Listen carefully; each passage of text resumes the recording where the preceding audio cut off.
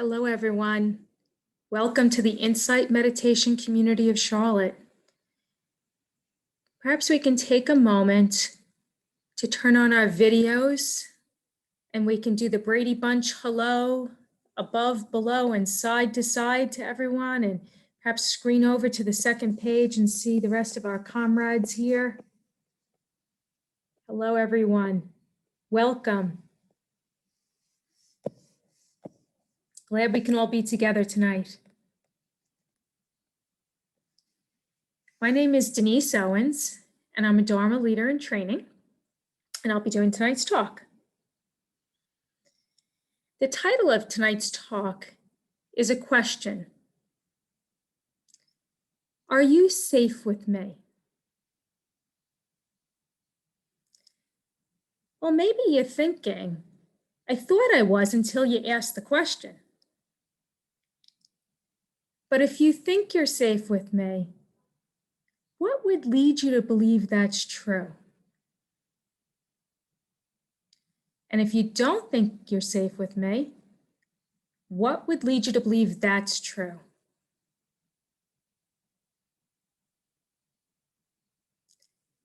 Now let me turn this question. Am I safe with you? And if the answer is yes, why do you believe that's true? Just take a moment to think about that.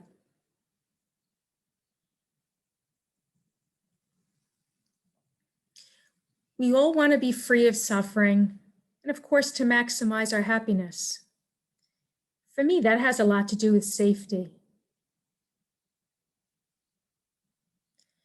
I'd like you to take a moment and see if you can think of a few people in your life that are your safe people, your true blue, wouldn't do you wrong kind of people.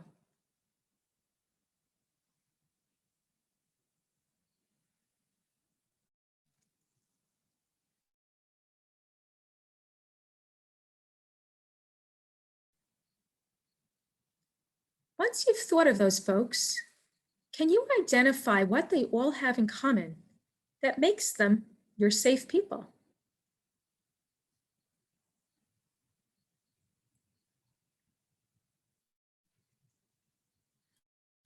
For me, I think of my grandmother, my Aunt May, my cousin Eileen, my good friend Gail. Those are the people that are they're just truly good human beings that when I am in relationship with them, I just know I feel safe. I don't feel tense in my body, except maybe my smiling muscles. Those get a good workout with those folks. Here's why I believe they are my safe people. These people wouldn't even think about harming a living creature. And the only thing they steal is your heart. They respect others and don't cause them harm in mind, body, or spirit. They speak with integrity. And they're not prone to overdo it with substances that can cloud their better judgment. Now I say that, but my cousin Eileen, after a few Manhattans, she's a little sassy, but she never cuts anybody's character. And my Aunt May, she was a Catholic nun. She was the sweetest, kindest person I've ever met in my life. And when our family would go to the convent to visit her and the other nuns, well, they would make us Irish coffees with a shot or two, and sometimes even 3 of the old Jameson's whiskey. Well, they still kept their integrity of their speech, but they giggled an awful lot. I believe my safe people follow what are called the 5 precepts. The 5 precepts are a basic code of ethical behavior for lay Buddhist practitioners. They are guiding principles, and these are the 5. The first is, I would undertake the precept to refrain from destroying living creatures.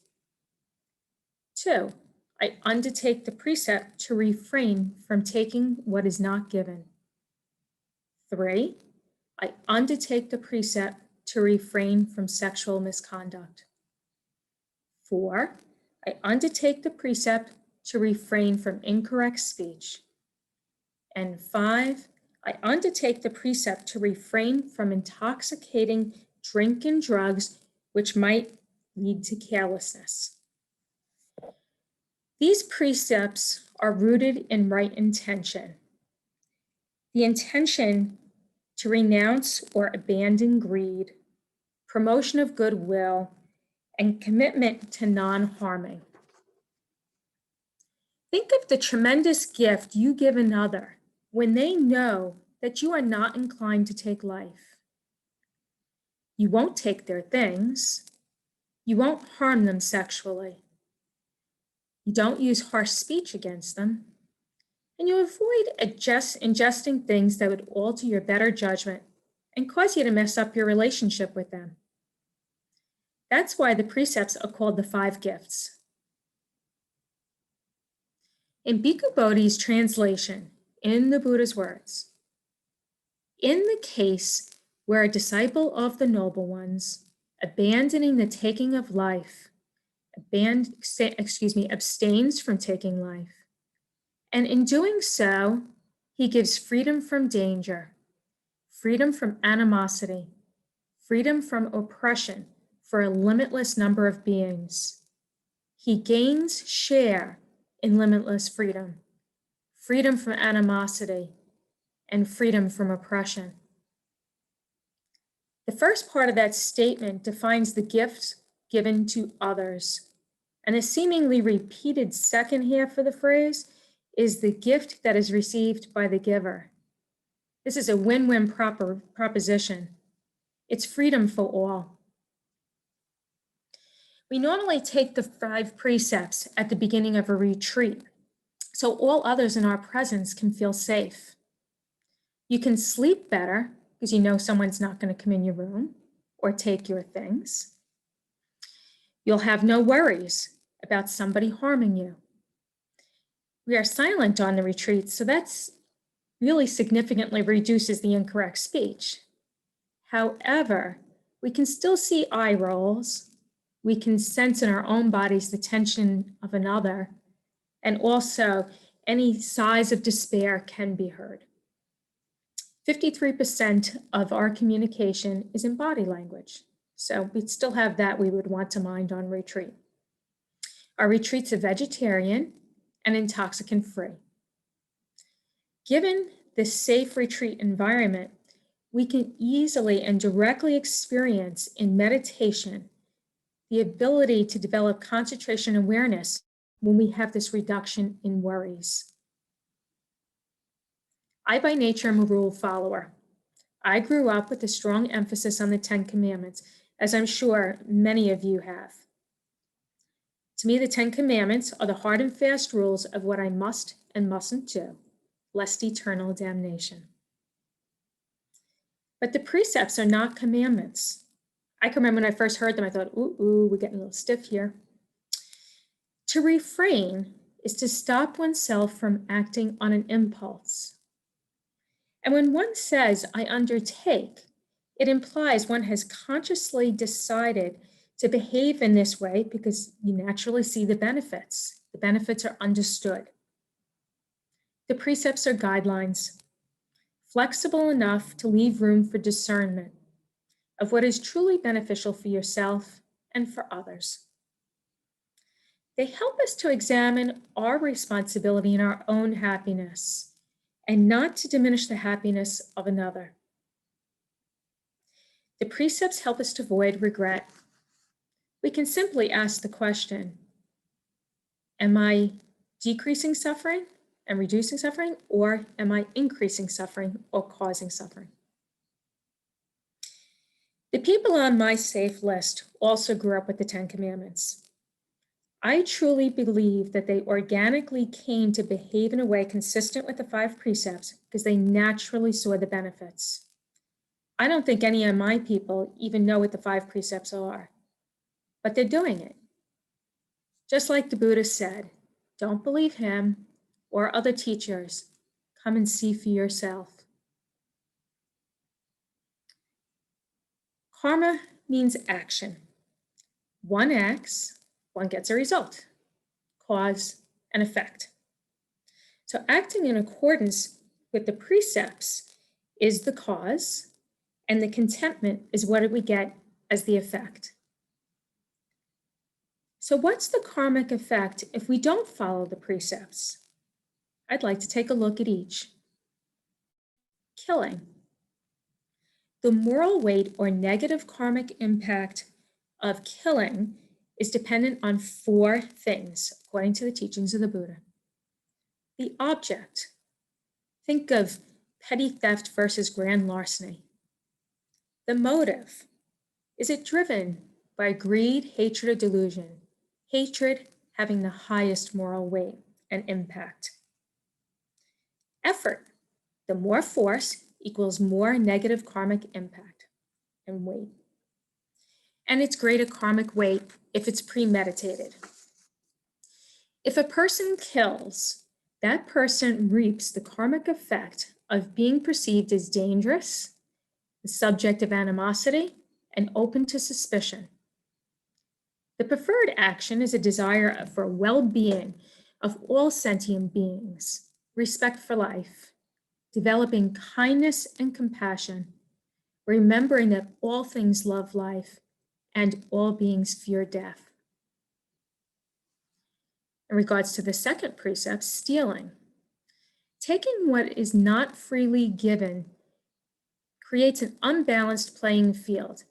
It basically puts you in debt, and it also places you in danger.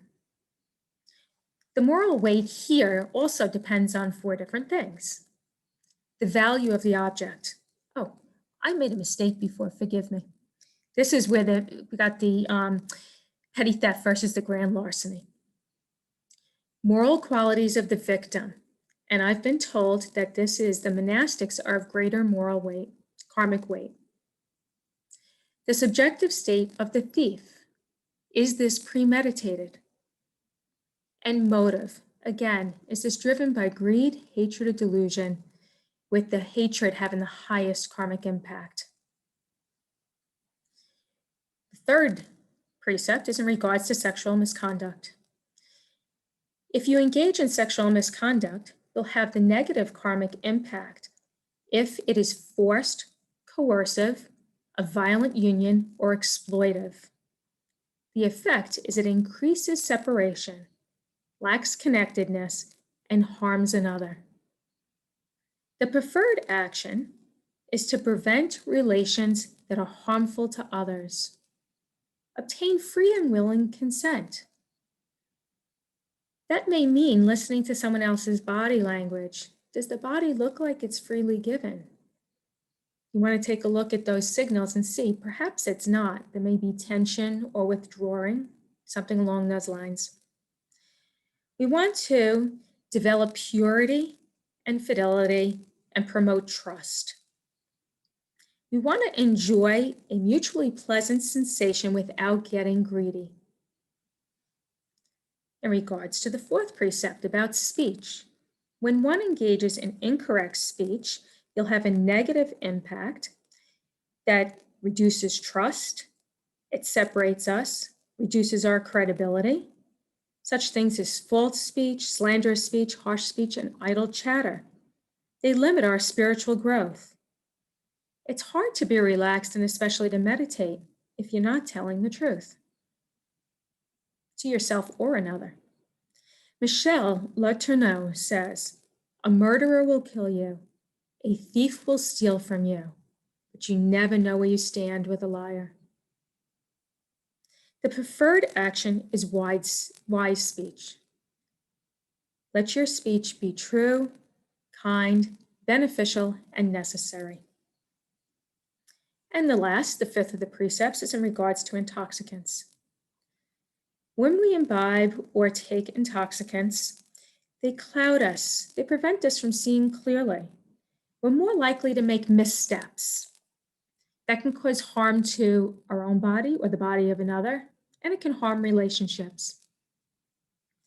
Thich Nhat Hanh, who is a world-renowned Buddhist monk, initially from the Zen tradition, now he's kind of in his own tradition, he's not quite Vipassana, which is our tradition.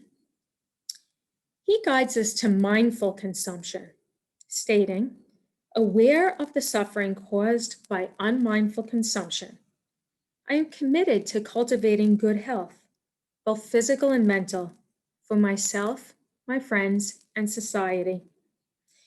By practicing mindful eating, drinking, and consuming, I will ingest only items that preserve peace and well-being. We consume mindfully, so life will be possible for all of us. It is recommended that we use consciousness to calm us, to soothe us. Instead of tripping into another reality with intoxicants, take a trip inside and sort that inner reality out, releasing any clinging to shoulda, woulda, and coulda. See if you can find the vast peace in just this moment. So now confession time. Are you safe with me? Have I killed and taken life? Well, there's the time I killed a squirrel on purpose. I was driving out of my neighborhood and I could see the squirrel was hit, kind of enough to really be badly injured, but not so much that it was not going to die quickly. Okay. So I purposely drove over it again with hopes of reducing its suffering. I felt sad and bad afterwards. But the long-term karmic impact is that I got a story for this talk. Unfortunately, that's not my only transgression in the Department of Killing. When we bought our first house, it became apparent the first night that we had mice. My name for the first mouse that I saw did not comply with the fourth precept of right speech. So let's just say fat mouse number 1 came right up out of the stove burner. I mean, that's disgusting. So we set up mouse traps. And when I say we, I know Dan is saying, we? What, do you have a mouse in your pocket? But the truth is I was complicit. I felt really bad about it, but what are you going to do? Well, we, and again by we, I mean Dan, plugged any holes coming into the house. And that did the trick. Now, how about the time Dan cleaned out the shed and in one of the garbage pails, he found a mouse. He asked me to go take a look at her. Yes, her. She was nursing her pups. That certainly changes your relationship to the mouse. She was taking care of life, her own, just as we would ours. Neither one of us harmed her or her pups. I try to carry bugs outside if I can, but I gotta tell you, if you're a New York City cockroach, it's not gonna be good to be around me.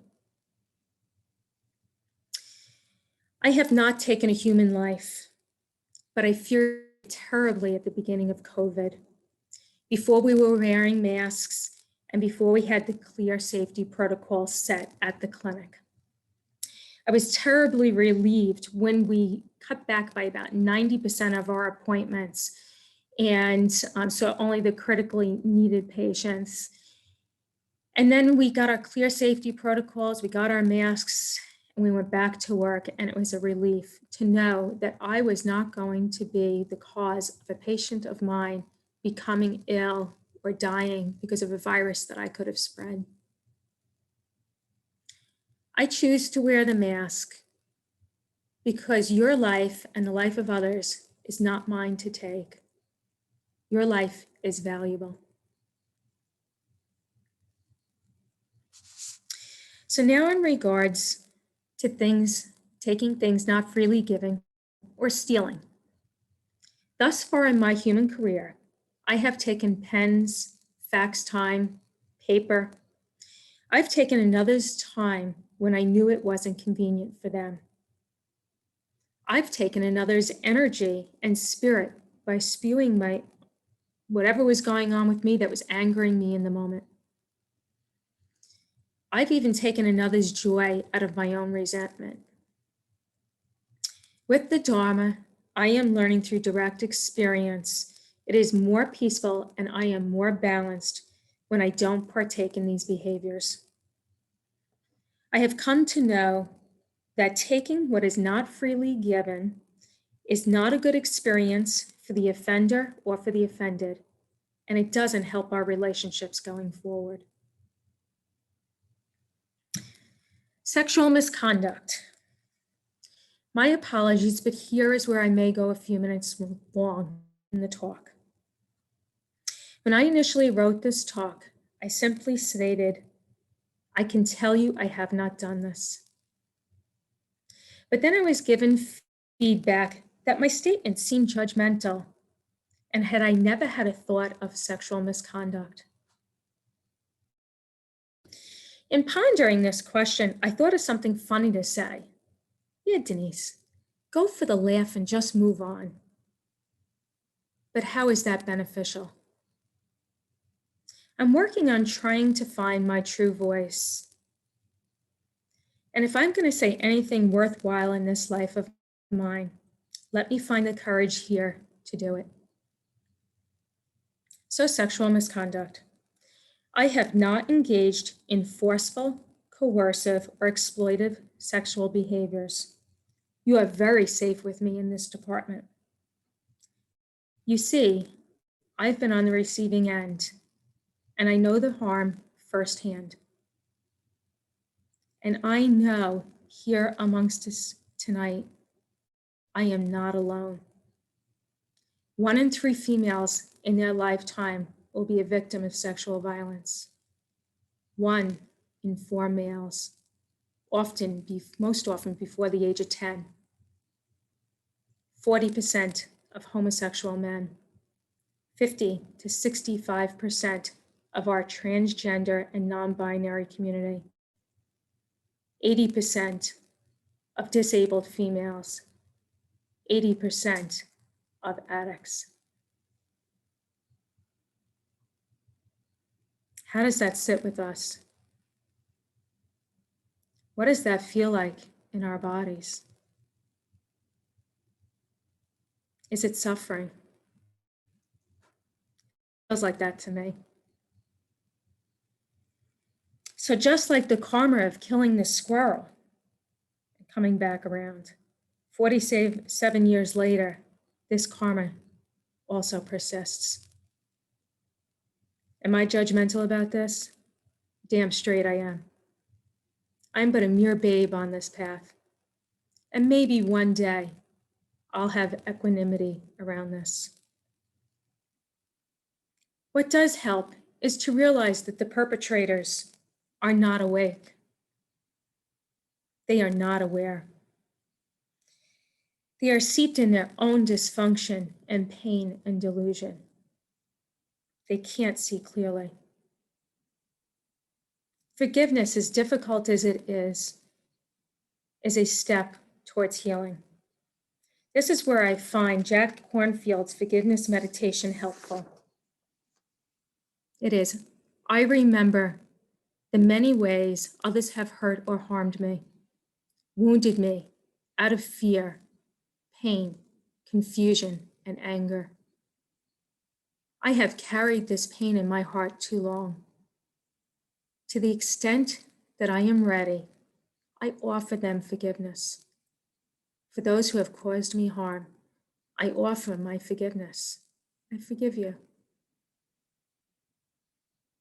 And for those of us here tonight, perhaps, who recognize a time when their sexual actions did not have the best intention or for the well-being of the other person they were with, you can make amends. Perhaps resolve to avoid that situation in the future. Commit to positive sexual experiences of generosity, loving kindness, and compassion.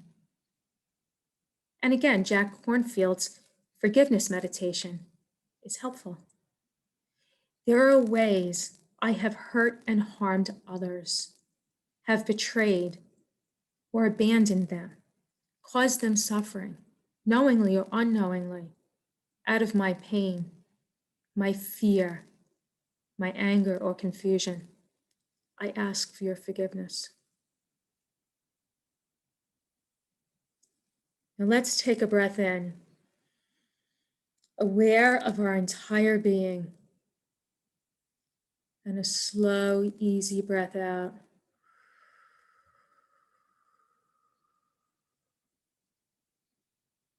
Feel your feet grounded on the floor. See if you can find the center line of your body and bring awareness to the center line of your body.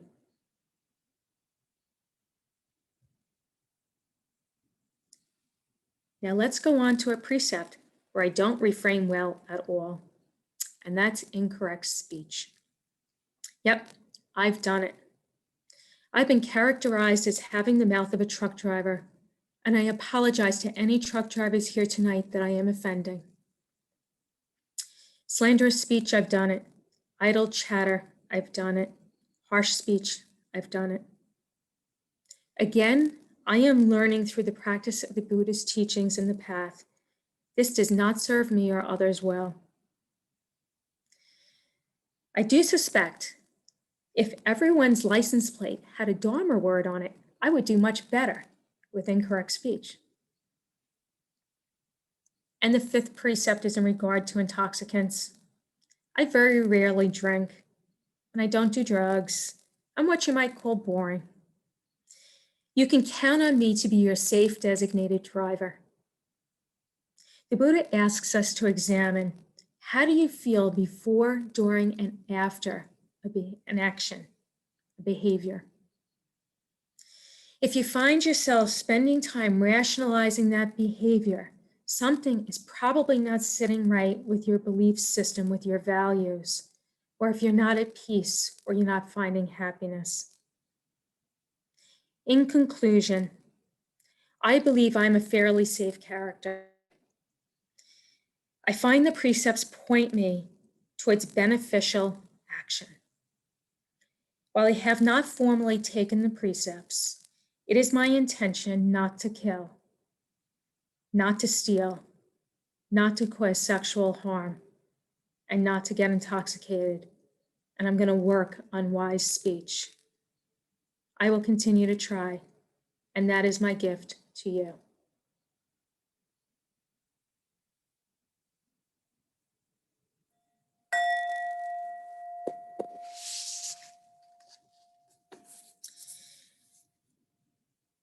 So now I would invite anyone who would like to ask any questions. You can either chat them in, or I believe if you go down to the reactions, there's a raise hand function. We have a few things here on this list. Let me see what we've got. Well, thank you to everyone so far, and Angela. Okay, and from Angela, we have the question, where do you stand on killing animals for food? This is an excellent question.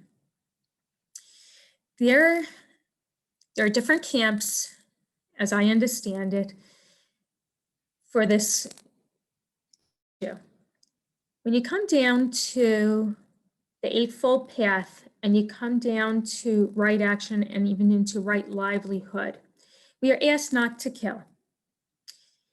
There is a piece there in some of the teachers, I should say, that if you're a butcher or you're someone who kills for a living, that is not an admirable profession to engage in because we don't want to take life. But then there seems to be some leeway that if you're eating meat, which is a killed animal, that the intention wasn't there to kill the animal. You weren't doing the killing. And then there are others who are going to say, well, you understand that this is an animal whose life has been taken. So if you look at the suffering, because the killing creates suffering, if that is suffering for you, you may not want to eat meat, okay? I have the feeling that we are omnivores. We eat both meat and we eat vegetables and plant items, okay? That's where our physiology is made. So for me personally, I don't feel that someone's good or bad or right or wrong on the path if they're eating meat or not eating meat. I personally remember driving down Highway 74 and watching the goats flapping back and forth in the back of someone's truck. And I thought, wow, they're off to slaughter. And I thought, oh, it just didn't sit well. It didn't feel good. So I didn't eat goat anyway, but, and then seeing little chickens when they're chickadees and they're singing to you, it's a little hard to think that you want to eat them someday. So for me, that's where I'm at. I'd invite you to take a look perhaps at Bhikkhu Bodhi's Eightfold Path book, and then to compare that, if you'd like, to Bhante Gunaratana's book on the 8 Steps to Happiness, because they have a slightly different take in both right action and right livelihood on this issue. I hope that helps. Did that help, Angela? Okay, so I've got a hand here with Maria, so let me see if I can pull that up and then I will go back to the chats. Oops, I'm coming here. Let's see, Maria, I'm going to ask you to unmute if you'll please unmute. Can you hear me? I can, yes, thank you. Thank you, Denise. I want to say that I will share, most folks here probably know that we know each other fairly well. And so I've shared some stories of my life with you that others may not know. So I would like to thank you and your bravery for sharing your experience, that I feel in a sense that you've spoken for pain that many of us have experienced in our lives. So thank you for that. And I'd like to acknowledge my nervousness in speaking about this to the whole group. My question comes along the line of intoxicants. Mm-hmm. Typically we take those to be something we, imbibe in, a drink, drugs, something like that. My question is, can thoughts also count, run along the gamut of being an intoxicant, where we could get caught up in thoughts that might lead in an unwholesome direction? Thank you. Well, that's a good question. Thank you, Maria, for asking that. So in Thich Nhat Hanh's quote that he goes on, it's actually quite long in his Heart of the Buddhist Teaching book. He talks about intoxicants not just being drugs or alcohol, but again, food, TV watching, magazine watching, getting distracted, anything that keeps you from being in the present moment and facing the reality of what is in the moment.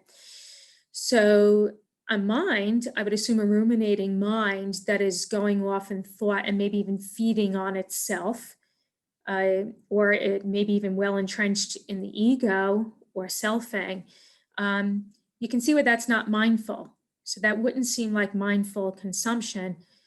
And that would almost fit the definition of you could harm relationships with one's mind running along and getting into a story when we're not with reality. We can ruin a relationship with yourself. So it does seem to me that that can be quite intoxicating. So that would be my view on that. Thank you, Maria. I'm going to come back over to the chat box here and let me see if I'm missing any here. You haven't touched when you took. Thank you, everyone. Thank you, Susie. Oh, you're welcome, everyone, for the honesty.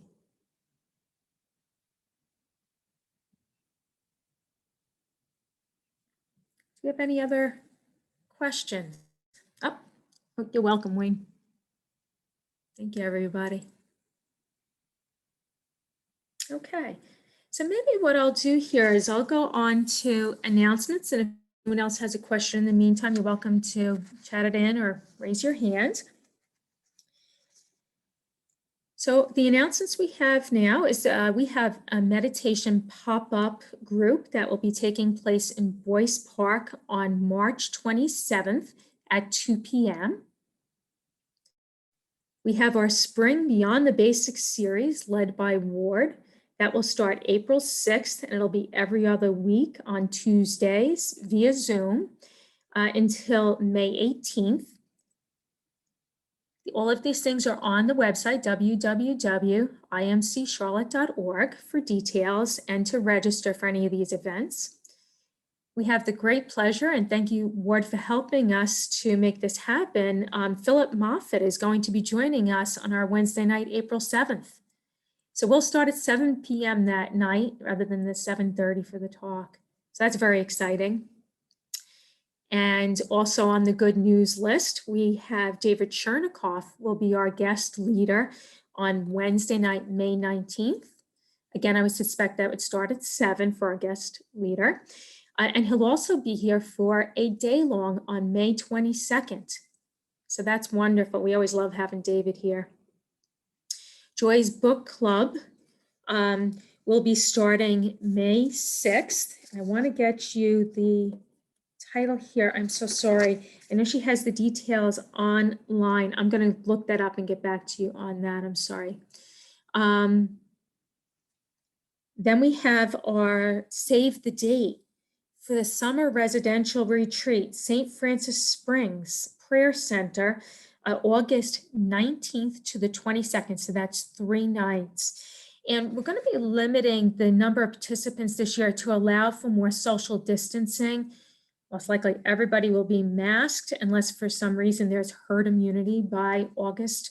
That we should be getting closer, but hopefully we'll be able to have that, but still we'll be following CDC guidelines. Can I just have a quick show of hands of anyone who thinks they might like to go in August for that retreat? Wonderful, wonderful, very good. Yeah, it's really a wonderful experience. It'd be so good, and we missed it all last year, so great. Okay, we also have our meditation instruction session that we normally would have had at 7 o'clock. We are now going to have that just the last Wednesday of the month so that someone can ask questions and get some answers. There are instructions on the website under the resources section for anyone who is new who wants to get a little bit more information on the ins and outs of starting a meditation practice, or if you would like to brush up on your techniques. That is online. The first Wednesday of each month is going to be the practice discussion group that begins at 6:45 p.m. and that link is online. But I want to give you a heads up that that will actually be canceled for the first Wednesday in April because we have Philip Moffitt coming that night and we're starting at 7. Please check out the website for any other upcoming events. Do we have any non-IMCC meditation related announcements? Okay. As always, I want to thank our volunteers. It's especially difficult with Zoom to know who's behind the scenes making this all happen, but we have some really wonderful Sangha members that volunteer to make this happen. So thank you very much for all you do. And anyone who is interested in volunteering, you can go online to the volunteer tab. And we also, our ongoing announcement about Dana. Dana is a Pali word for generosity. And if you would like to support the Sangha and the ongoing teachings, you may go online. Both the homepage has a donate button, and there's also a donate section and a little description of Dana and the gifts of generosity. And thank you for all that, Dana, you have contributed in the past to make this all happen. We appreciate it. Okay, let me get here. Sorry, I got my notes here. We'll just pull out the minutes here. And Joy's discussion, book discussion group is going to be Mindfully Facing Disease and Death, Compassionate Advice from an Early Buddhist Text by Bhikkhu Analayo. And that is going to be on Thursdays, May 6th to July 1st this year, from 12 noon to 2 p.m. And you can get that information online to contact Joy to sign up for that book club. Okay, any other questions? Thank you very much, Linda Wright. Very good. Okay, I think we're ready for our meta loving kindness meditation.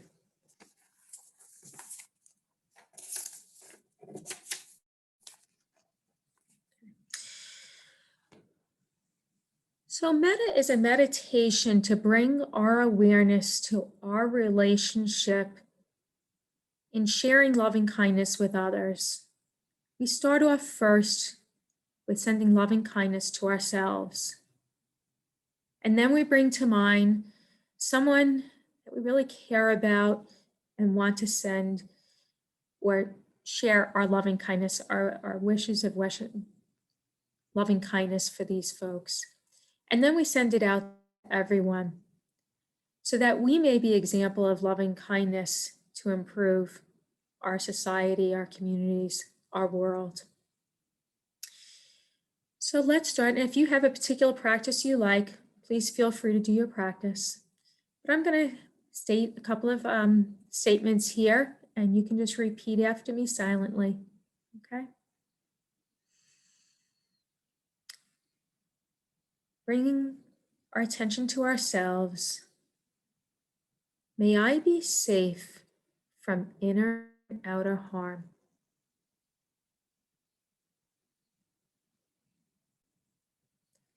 May I be peaceful in the presence of what is.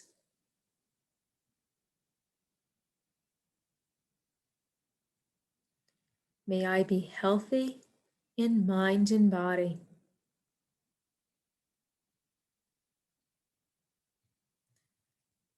May I live with joy and ease.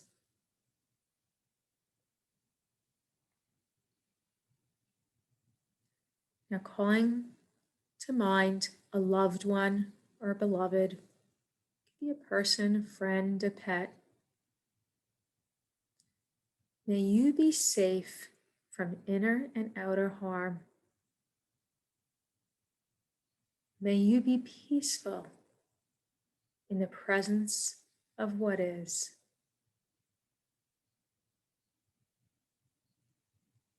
May you be healthy in mind, body, and spirit. And may you live with joy and ease.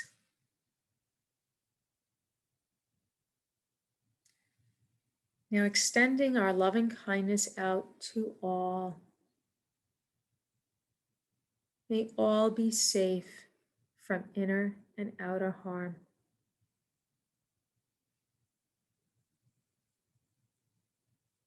May all be peaceful in the presence of what is.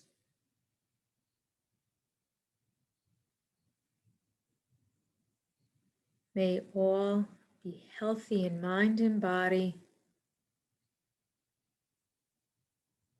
And may all live with joy and ease.